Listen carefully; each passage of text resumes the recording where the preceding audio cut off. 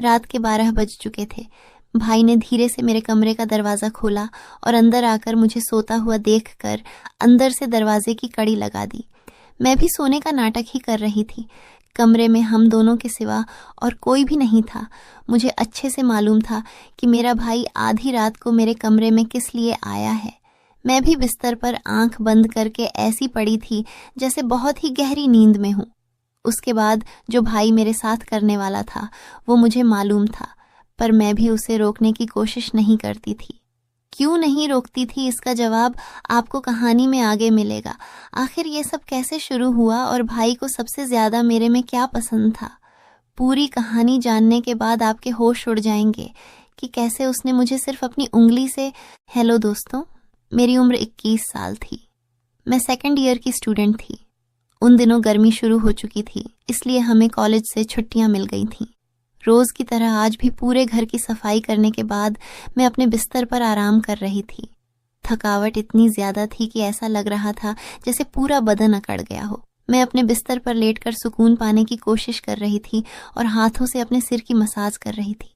तभी मेरी एक कराहती आवाज सुनकर मेरा भाई विक्की बंद कमरे में आया और कहने लगा, क्या हुआ दीदी, तबीयत तो ठीक है? मैंने कहा, क्या बताऊं भाई, मम्मी सारा काम मेरे सर पर डालकर चली जाती है। कॉलेज की छुट्टियां क्या हुई, सारे घर की जिम्मेदारी मुझ पर आ गई है। ऊपर से मुलाजिम भी छुट्टी पर है। मुझसे नहीं होते ये घर के काम। मेरी बात सुनकर वह मेरे पास बैठ गया और कहने लगा, मेरी प्यारी बहन, कोई बात नहीं, मैं अब भी तुम्हारे लिए दूध लेकर आता हूँ, उसे पियोगी तो सुकून मिलेगा। विक्की की बात सुनकर मैं मुस्कुरा दी और कहा, बस तुम खाना बाहर से ले आना, मैं थोड़ी देर सो जाऊंगी। इसके बाद वह वापस दूध लेकर आया। उसे देखकर मुझे उस पर बहुत प्यार आया। सच में दुनिया में बहुत कम ही ऐसे भाई होते हैं जो अपनी बहनों का इतना ख्याल रखते हैं। मैंने उसे ढेर सारी दुआएं दी और उसका लाया हुआ दूध पीने लगी। दूध पीने के बाद मैंने गिलास एक साइड पर रखा और लेट गई।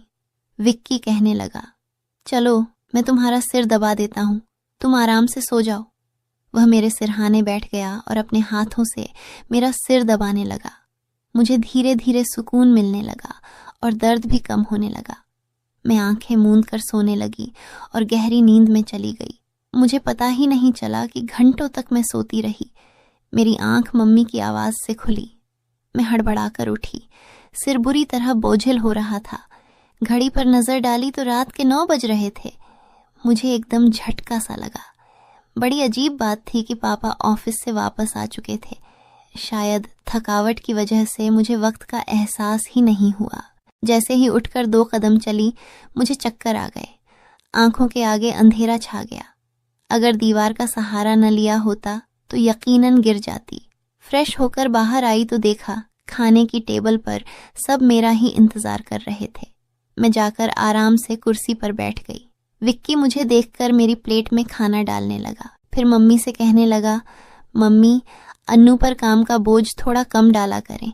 अगर अन्नू नहीं आ रही है तो उसकी जगह किसी और को रख लें। यह बेचारी सारा दिन काम करके थक जाती है। देखें तो इसकी रंगत भी पीली पड़ चुकी है। मेरी हालत वाकई खराब हो चुकी थी। मैं बहुत थकी हुई महसूस कर रही थी। मम्मी और पापा दोनों ही जॉब करते थे, क्योंकि सिर्फ पापा की नौकरी से घर चलाना मुश्किल था। ऊपर से हमारी पढ़ाई के खर्चे भी कुछ कम नहीं थे, इसलिए मम्मी भी उसी कंपनी में काम करती थी जहां पापा नौकरी करते थे। मैं और विक्की कॉलेज जाते थे, मगर अभी गर्मियों की वजह से छुट्टियां थीं, इसलिए हमें घर पर ही रहना पड़ रहा था। मैंने यह बात नोट की थी कि पिछले कुछ दिनों से विक्की मेरे साथ कुछ ज्यादा ही जुड़ गया है। जब से मेरी छुट्टियां हुई थीं, वह मेरा बहुत ख्याल रखने लगा था। अगर मैं घर का कोई काम कर रही होती तो आकर मेरी मदद करने लगता। अगर मैं थक जाती तो मेरा सिर दबाने लगता। मैं उसे मना करती, मगर वह कहता, नहीं, तुम थक चुकी हो, इतना काम करती हो, मेरा हक है कि मैं तुम्हें सुकून पहुंचाऊं। मैं भी चुपचाप लेटी रहती। लेकिन एक रात जो कुछ हुआ उससे मेरे होश उड़ गए। क्या विक्की कभी ऐसा कर सकता है? उस रात मैं अपने कमरे में सो रही थी। आधी रात को मुझे महसूस हुआ जैसे कोई मेरे कमरे में आया हो। वह आहिस्ता आहिस्ता चलता हुआ मेरे बिस्तर के करीब आ रहा था। भले ही मैं सोने की कोशिश कर रही थी, मगर मेरा दिमाग पूरी तरह जाग रहा था। मैंने अचानक हड़बड़ाकर आंखें खोल दी।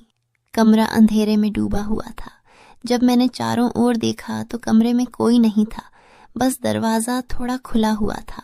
मैं हमेशा सोने से पहले दरवाज़ा बंद करके सोती थी, फिर यह कैसे खुल सकता था?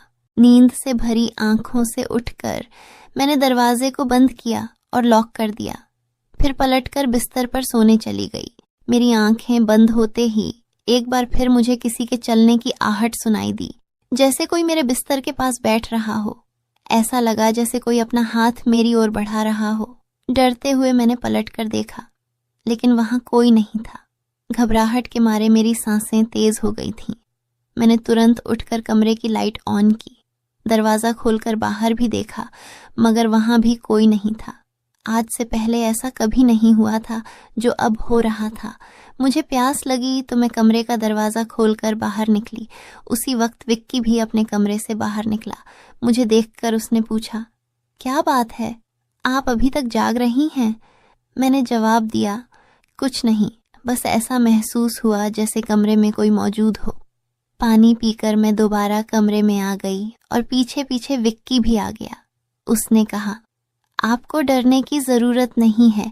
अगर आपको डर लग रहा है तो मैं आपके पास सो जाता हूँ।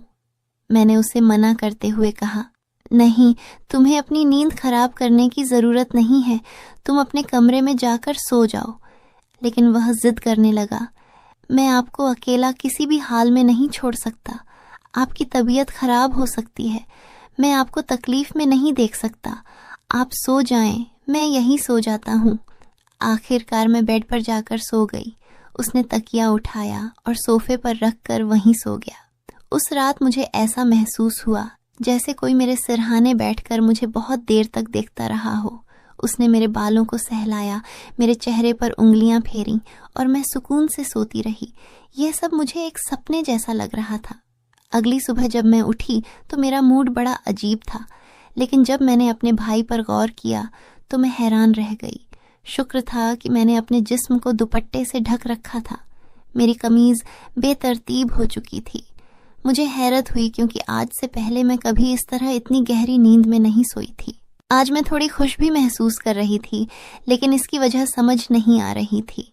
मैंने उससे पूछा तो उसने कहा, मैं तो रोज ही इतना खुश होता हूँ। जिसे आप जैसी बहन मिल जाए वह क्यों ना खुश हो। घर के सारे काम निपटा कर जब मैं बैठी तो विक्की तेल लेकर मेरे पास आ गया। कहने लगा, अन्नू दीदी, अपने बाल खोल लीजिए, मैं आपके सिर में मसाज कर देता हूँ। मुझे उसकी हरकतें अजीब लगने लगीं। मैंने कहा, यह तुम्हारा काम नहीं है, जाओ अपने दोस्तों के साथ घूमो फिरो, मुझे मसाज की ज़रूरत नहीं है। मगर उसने मेरी बात नहीं मानी और खुद ही मेरे बालों से कैचर उतारते हुए कहने लगा, आप नखरे मत किया करें। किस्मत वालों को ही ऐसे भाई मिलते हैं। जब आपका भाई आपके खूबसूरत रेशमी बालों में मसाज करना चाहता है तो आपको क्या समस्या हो सकती है। आ जाइए, मैं आपके सिर की मसाज कर देता हूँ, आपको बहुत सुकून मिलेगा। वह मुझे उठाकर कमरे में ले गया। मैं बेड पर तकिया रखकर लेट गई। मेरे बाल बेड से नीचे लटक रहे थे। वह मेरे सिरहाने बैठकर मेरे बालों की मसाज करने लगा। विक्की मुझसे 4 साल छोटा था, लेकिन मुझे नाम से ही बुलाता था। उसने कहा, आप इतनी प्यारी हैं कि आपको देखकर दिल करता है कि आप हमेशा इसी तरह मुस्कुराती रहें और मैं आपकी लाड उठाता रहूं। वह मेरे बालों की मसाज कर रहा था और उसके हाथों में जैसे जादू था। मुझे इतना अच्छा लग रहा था कि मैं धीरे धीरे नींद की वादियों में खोने लगी। तेल की खुशबू भी बहुत जबरदस्त थी। मैंने उससे पूछा, यह कौन सा तेल है? वह बोला, यह बहुत ही खास तेल है, खास आपके लिए। आपके जो इतने हसीन बाल हैं ना, यह उन्हीं बालों के लिए बना है। उसकी बातें बहुत प्यारी थीं, हालांकि मैं समझ नहीं पा रही थी कि वह किस लहजे में बात कर रहा है।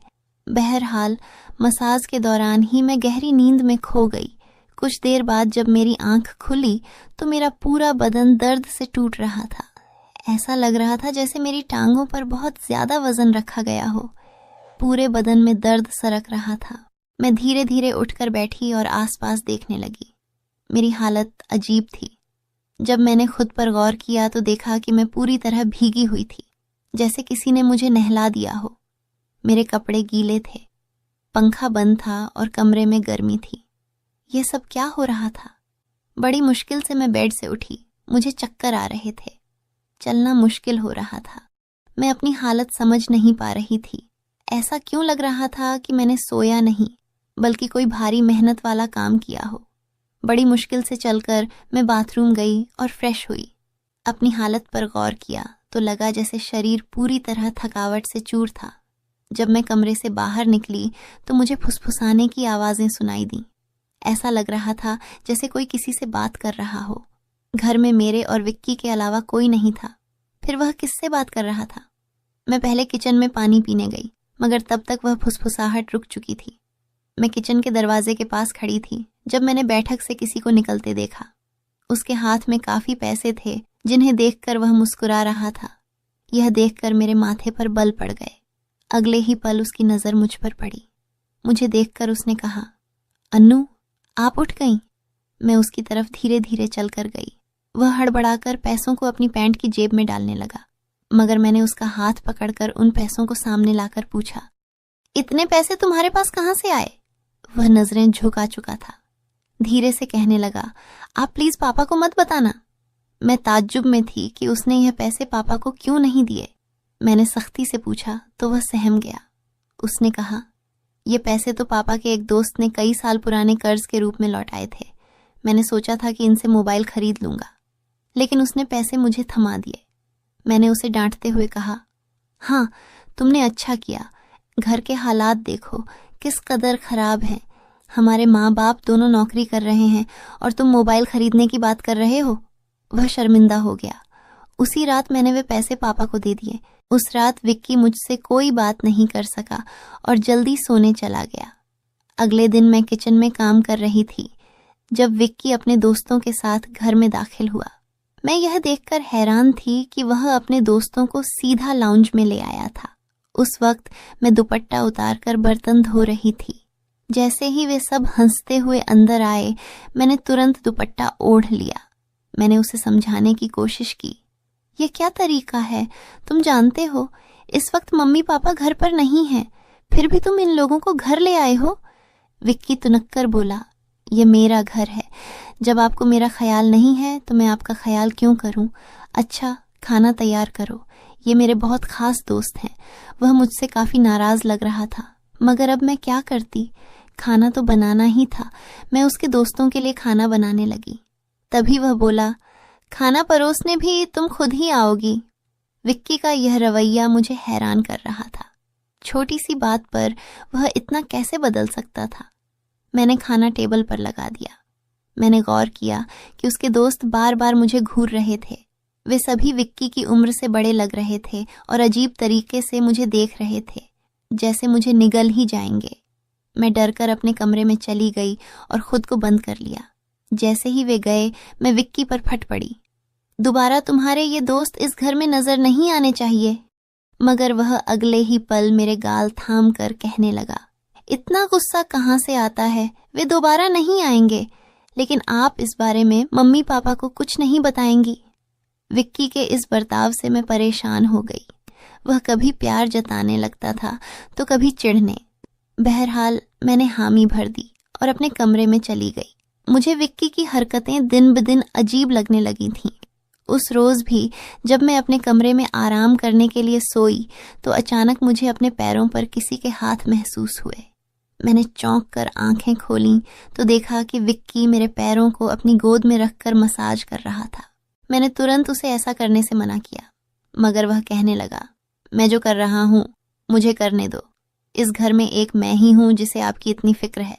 मम्मी पापा को तो काम से ही फुर्सत नहीं है। मैं भी थक चुकी थी। आंखें बंद की और सोने लगी।